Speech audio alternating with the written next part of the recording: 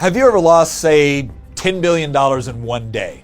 Well, this guy did. Now, I know what you're thinking. How on earth could anyone lose that much money in a single day without being a government official?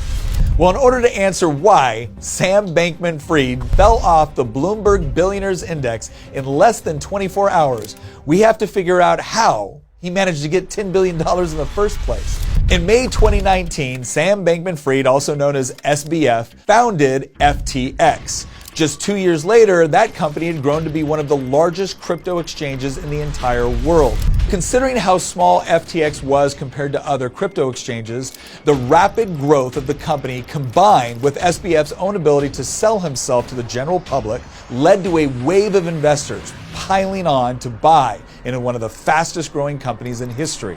By January 2022, FTX was valued at a staggering $32 billion, and the wealth of FTX meant a staggering amount of wealth for SBF. Now, loaded with cash and having a growth story that he could easily sell to even more investors, SBF was able to use his swift rise to stardom to buy a series of high-profile endorsements from celebrities and investors like Tom Brady, Shaquille O'Neal, and even Kevin O'Leary. They even bought the naming rights to the Miami Heat's basketball arena, renaming it FTX Arena. But sports arenas and endorsements weren't the only things SBF was buying. He was also buying the loyalty of members of Congress. During the 2022 election cycle, SBF became one of the largest political donors to congressional candidates to the tune of nearly $40 million, making him the second largest donor to the Democratic Party.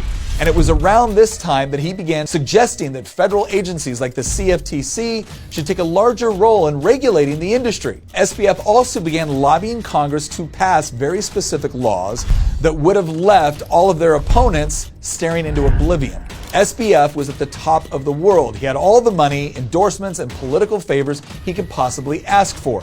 And FTX was on the verge of gaining regulatory capture within the federal government. And then it all fell apart. On November 2nd, 2022, CoinDesk published an article outlining how the crypto trading firm Alameda Research held billions of dollars worth of FTX's own unique cryptocurrency, the FTX token. You see, Alameda had been using those tokens as collateral in order to take out loans.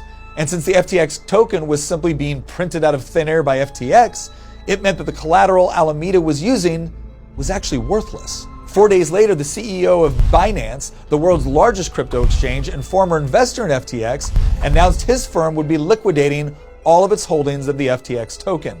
Almost immediately, a crypto equivalent of a bank run swamped FTX as investors lost confidence in its token, with its value falling over 80% in less than a single day.